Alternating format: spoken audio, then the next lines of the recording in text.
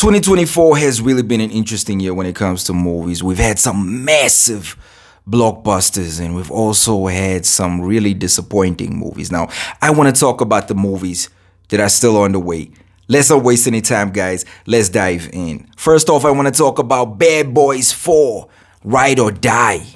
Now, at this point, they might as well greenlit Bad Boys 5 and call it Bad Boys Never Die because Will Smith and Martin Lawrence are very old.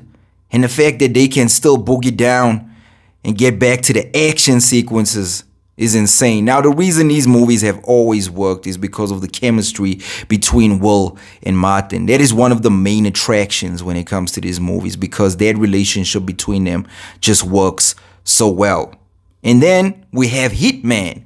Now, Hitman is an interesting one because Glenn Powell is on his way. His star is rising and he links up with Richard Linklater, who has delivered some of my favorite movies of all time. I mean, Boyhood is an absolute classic. So I'm interested to see where this movie goes. It's been stylized as a romantic movie more than a espionage action movie. So just be prepared. Also releasing on the 7th of June, we have The Watchers. Now, The Watchers is a directorial debut from M. Night Shyamalan's daughter. So maybe she can continue the legacy. It looks incredible. I mean, you have Dakota Fanning in the mix and there's a lot of mystery surrounding the plot. She finds herself in the woods and then they get captured by, you're not sure if it's creatures or what is it yet, but there will definitely be a plot twist. I can almost bet my house on that. Plot twist guaranteed, following in my father's footsteps.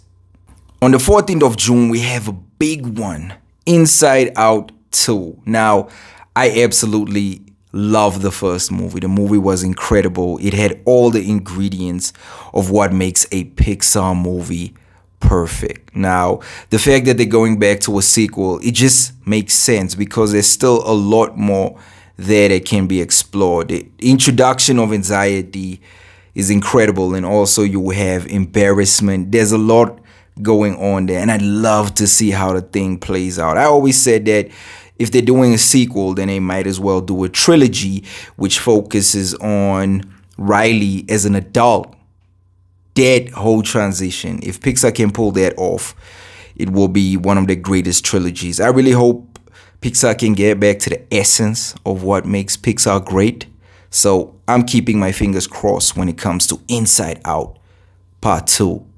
On the 21st of June, we have The Bike Riders. Now, Austin Butler returns alongside Tom Hardy, and that combination is pure star power. You know, Tom Hardy, when it comes to these type of roles, he absolutely gives his all, and I have no doubt that this movie will be incredible. I mean, you have Jeff Nichols directing, and Austin Butler he's an incredible actor, guys. I mean, his performance in Dune Part 2 absolutely blew me away, and I don't even have to talk about what he did in Elvis. So having a biker movie, a vintage biker movie, is a great idea, and I actually can't wait to watch this one. It's definitely going to be up there by the time award seasons come around, and keep your eye on this one, guys. Also releasing on the same day, we have Kinds of Kindness. Now, Yorgos Lanthimos, guys, what he did with Poor Things, I still can't wrap my head around how incredible Poor Things was. That movie absolutely just blew me away. There was times where I was looking at the screen and asking myself, like, what the hell am I watching here? How did he manage to pull this off? But he also has this ongoing thing now that's official, that is teaming up with Emma Stone again. They did Poor Things, they're doing Kinds of Kindness. It's also been announced that he's doing a third movie. So things are getting pretty interesting when it comes to the collaboration between Yorgos and Emma. And I mean, they've also done The Favorite. So they're heading towards their fourth movie, which is incredible. So I can't wait to see. This is stylized as an anthology movie, which makes it pretty interesting. It had its premiere at the Cannes Film Festival, and standing ovation. And I mean, Yorgos is one of those directors working right now that's at the top of his game. He's at the height of his power. So you can only expect greatness when it comes to Yorgos Lanthimos.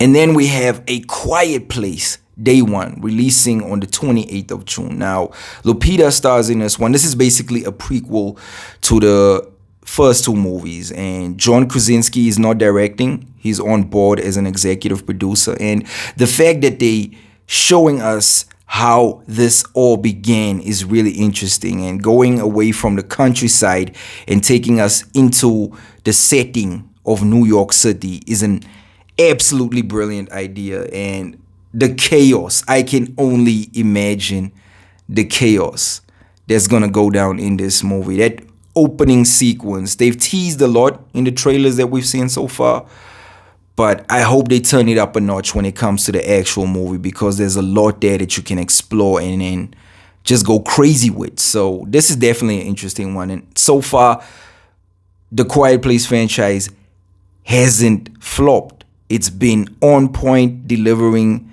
high quality suspense and action. So this is definitely one that should be on your radar, guys. On the same day, we have the release of Horizon, an American Saga. Now, this is a two-part film series by Kevin Costner. It is going to focus on the Old West and how the Civil War divides the country. It's pretty interesting to have a release like this. I mean, you have two massive movies releasing so close to each other. That very rarely happens. And the fact that they're releasing in the same year. So Warner Brothers definitely has a lot of confidence in Kevin to do something like this. As for my excitement levels when it comes to this one, I'm not so excited to watch this one, guys. I'm still on the fence. I saw the trailers, but it's not something that has me running to the cinema. Kicking off July, we have Despicable Me 4. I'm going to be honest, guys. I'm not a massive fan of the Despicable Me franchise. I loved part 1. I loved part 2. But by the time we got to the Minions movie in part 3, I was already like, now we're into the category of bad animation. And I can't support bad animation, guys. You get great animation, and then you get mindless animation. And since part 3, it has fallen under the category of mindless animation. Maybe they've went back to the drawing board and they'll give us something different, a new experience. So I know my son will love this, but as for me, and on the 5th of July, we have the release of Maxine. Now, Ty West, if Ty West can pull this off, he would have delivered one of the best horror trilogies in history. Another win for A24. You guys should not sleep on this franchise. The first movie was X. He came back with Pearl. And then we have the third movie, Maxine. Now, this one is pretty interesting because Maxine finally travels to Hollywood to pursue a dream. But then she is being stalked by the infamous Night Stalker. Now, I think this looks brilliant, guys. Like, each movie has had a different aesthetic, and that's down to the genius of Ty West. And this one has more of a 80s thriller vibe to it. So it's definitely one that should be on your radar. And if you haven't watched this franchise yet, don't sleep on it, guys. And after that, Twisters. Yes, Glenn Powell is back with another one, and I don't know, guys. I'm not excited about this one. I loved the first movie. It's an absolute classic. It's a movie that I watched multiple times, and if I go back now and I watch it, it has actually aged very bad. It looks terrible. The CGI, the VFX, my word, it was bad. But the storyline and the acting was incredible. I don't know about this one, guys.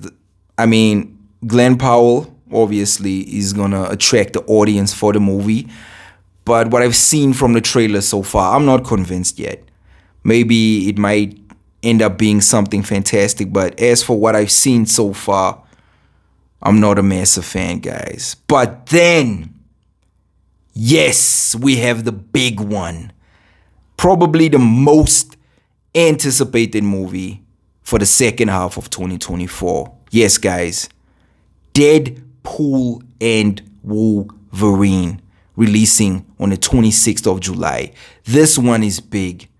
This one is massive. Now, there's a lot riding on this movie. Personally, Marvel has to deliver. This is one of those instances where the movie has to be good. It has to be $1 billion at the box office.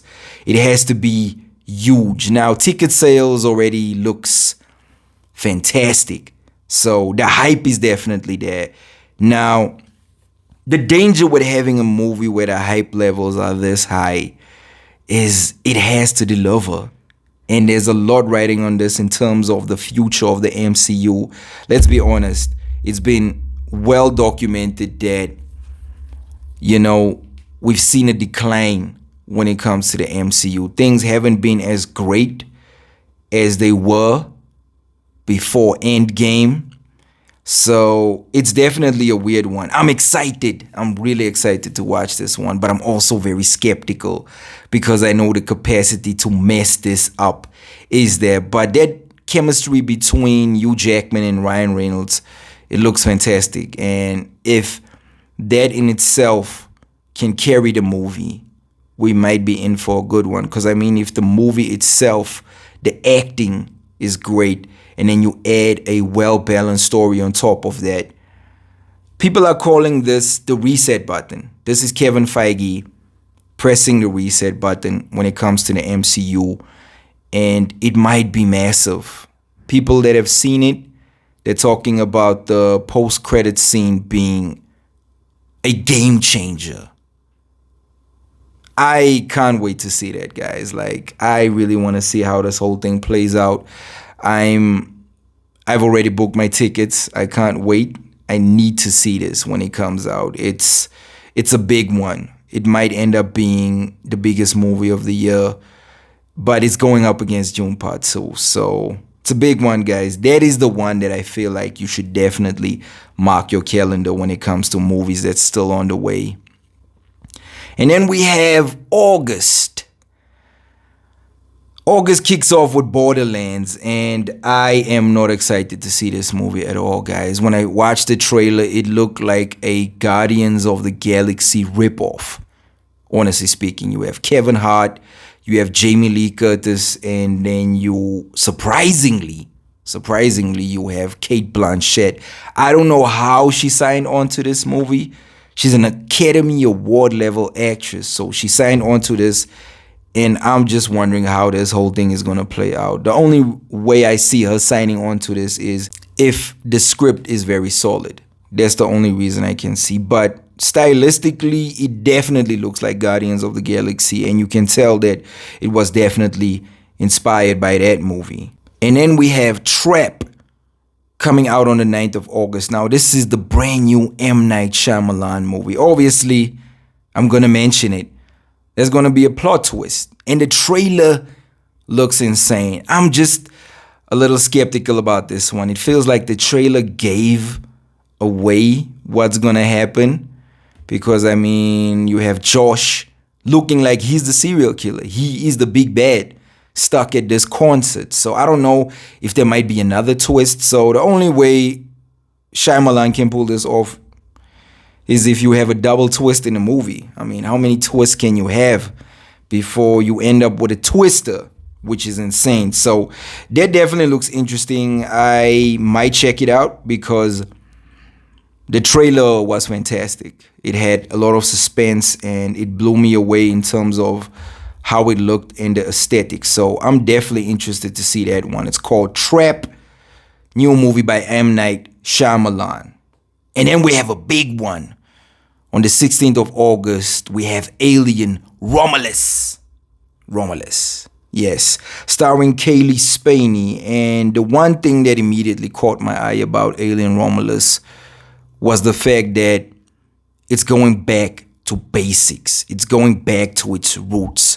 And its roots meaning horror, sci-fi horror.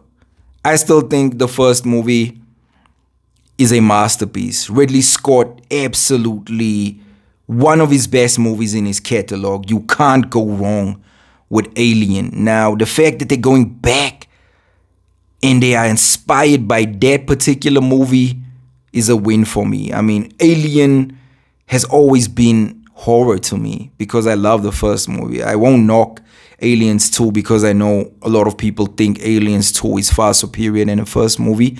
But Aliens 2 wouldn't exist without the first movie. So the first movie for me personally is very groundbreaking. I'm excited. Kaylee Spaney, she's a brilliant actress. I'd love to see that. On the 23rd of August, we have one that I'm going to miss this movie entirely. It's the Crow remake starring Bill Skarsgård.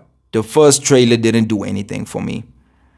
It didn't do anything for me. It looked horrible.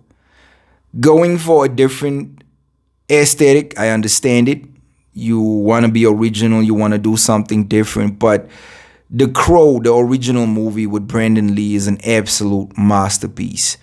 If you do that, you have to do it right. You can't just come give us a John Wick style, action flick with a little bit of horror sprinkled in. It needs to have a distinctive look, a distinctive style, and it's lacking.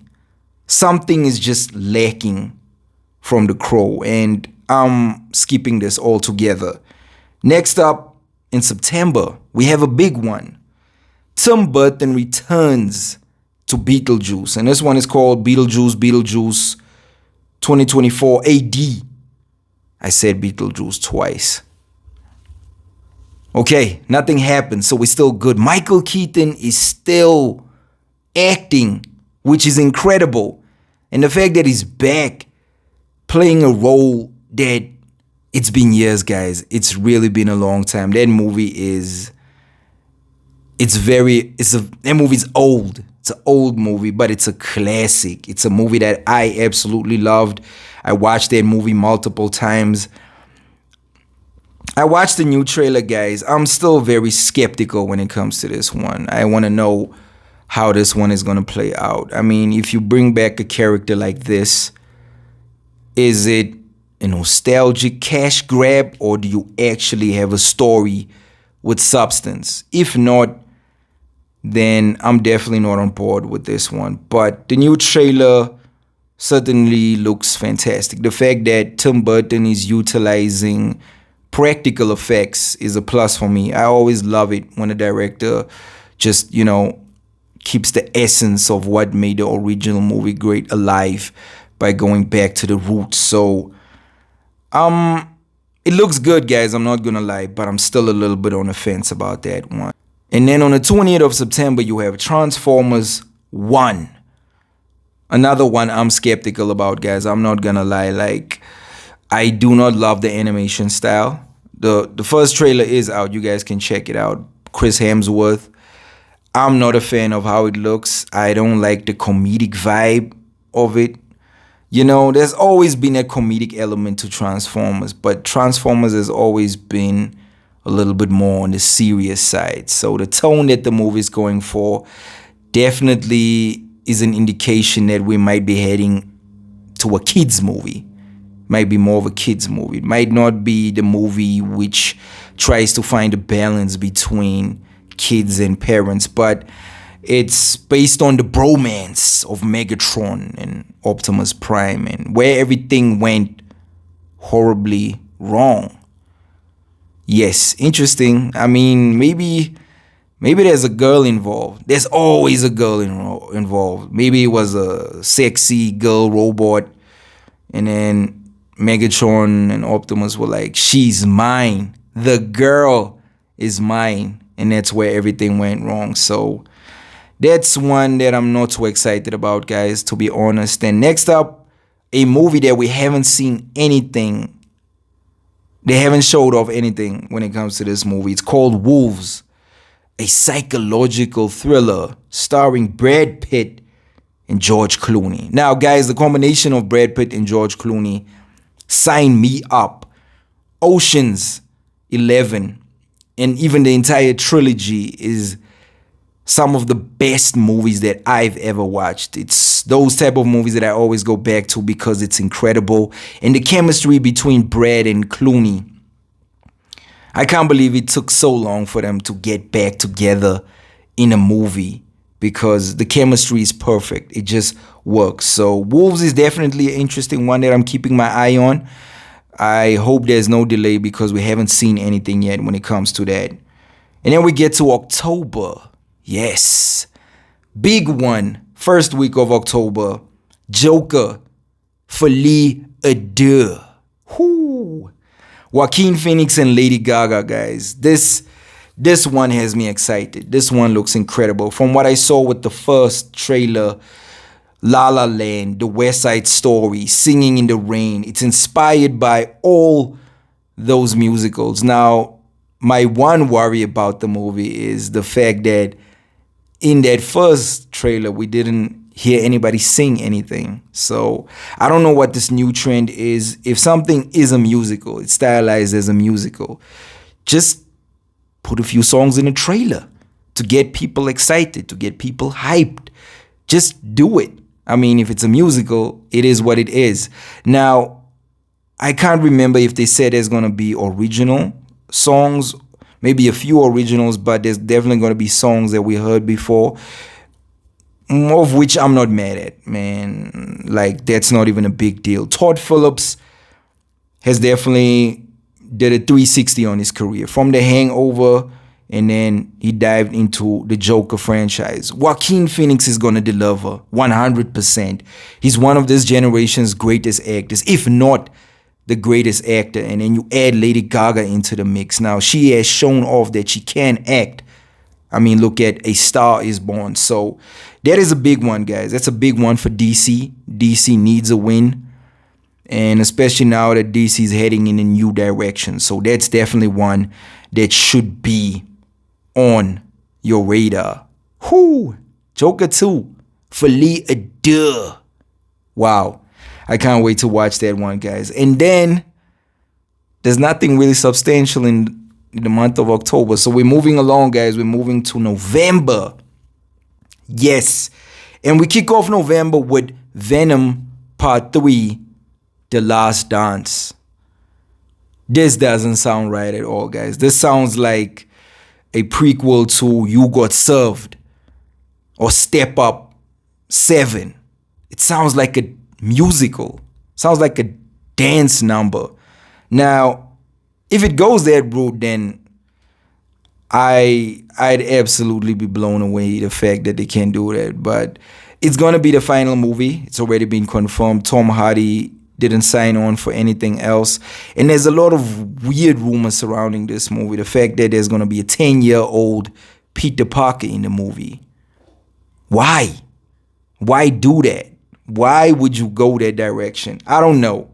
We haven't seen anything yet. And as far as the Sony universe, the Sony Spider universe, it's been a mess. It's really been a mess. I don't know if they don't have rights to use Spider-Man in one of these villain movies, but it's been horrible. Some of the movies that they have given us, we didn't want those movies. Nobody wanted Morbius. Nobody wanted Madam Web. Madam Web is still the worst movie of the year. That movie is bad. So Venom has been a shining light, if I'm being honest. It's been one of those movies that, because of Tom Hardy's acting brilliance, it has always elevated beyond just being absolutely mediocre. Moving along, guys, on the 15th of November, we have Red One. Red One is a Christmas movie. Weirdly enough, a Christmas movie that we're getting in November, starring Chris Evans and Dwayne The Rock Johnson. Now, this is the movie where people were saying The Rock has a complete disregard for anyone and he lacks professionalism, which I find insane because he's the hardest working dude in Hollywood, if I'm being honest. So there's a lot of controversy coming out from this movie, which is weird, but I'm thinking maybe this might also be a marketing ploy to make things a little interesting and spicy. So definitely seeing The Rock and Chris Evans on the screen together will be an interesting matchup, and I'm definitely excited about that one. And then we have a movie which I still can't believe exists. The fact that this movie exists is crazy. Gladiator Part 2.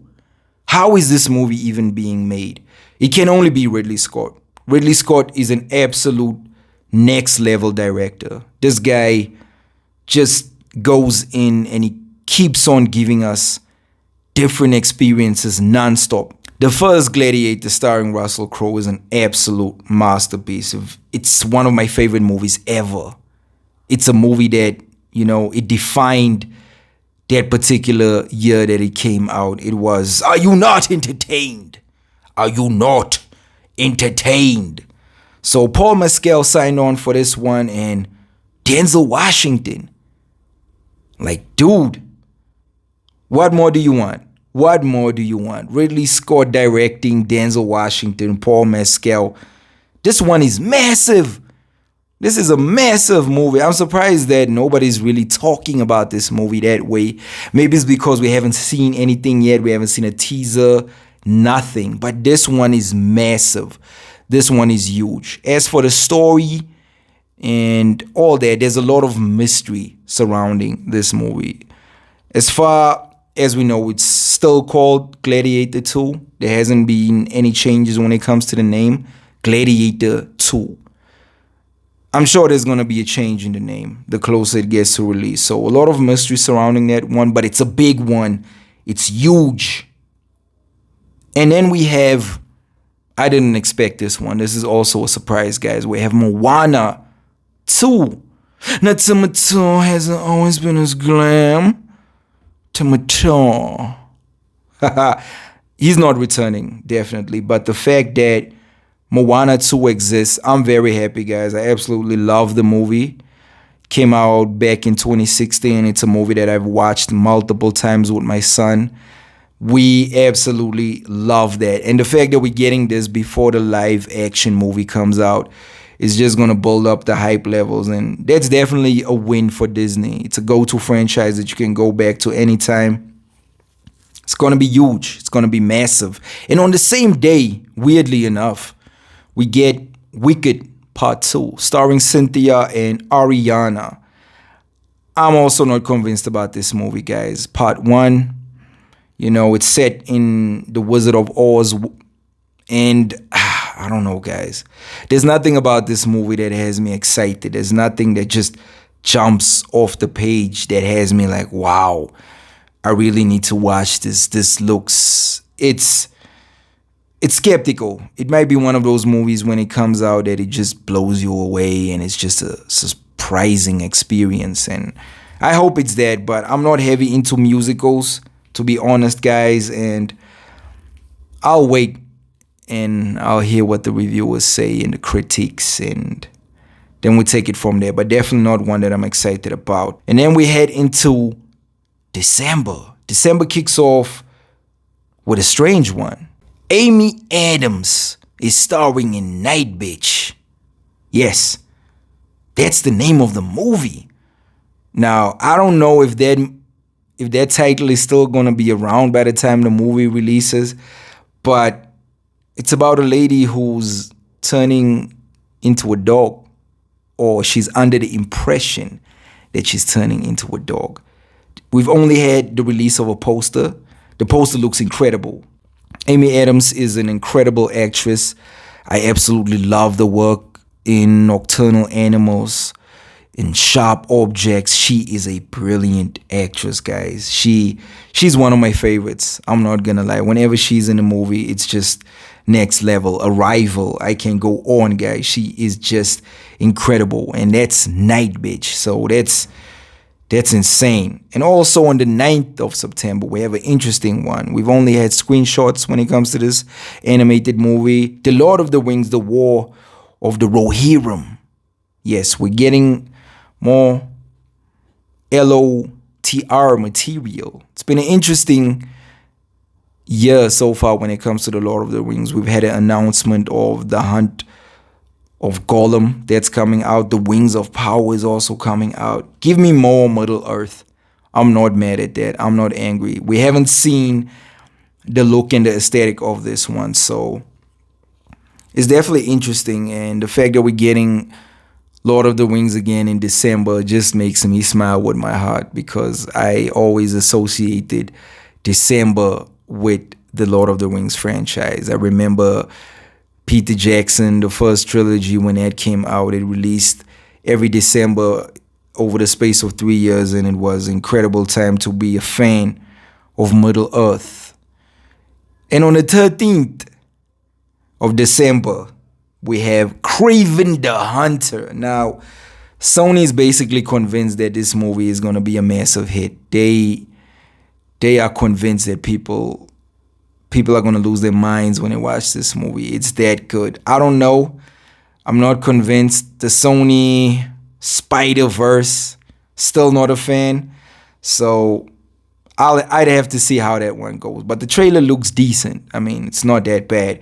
And then on the 20th of September, you have Mufasa, the Lion King. Now, this is a prequel story of the king himself. We're going to go back to the origin story of Mufasa, including his brother Scar as well. So we're going to explore that. And the one aspect about this movie that really has me excited is the fact that Barry Jenkins is attached to this. That is the one aspect that convinces me that this is not going to be the remake that came out in 2019. It's going to be something different.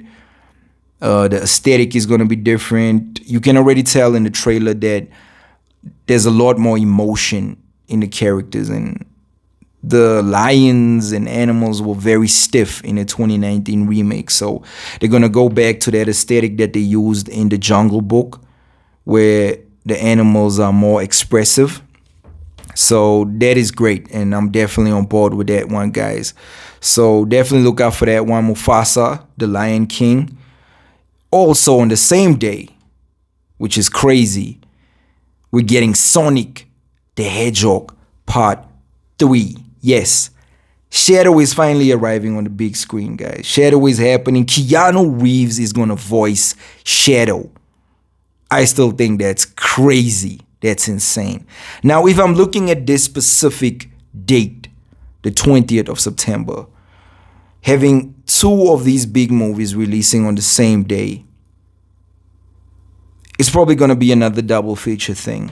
I'm surprised that Hollywood hasn't, leaned into the Barbenheimer thing. So this might be the closest example of Barbenheimer that we have. So, and if I'm being honest,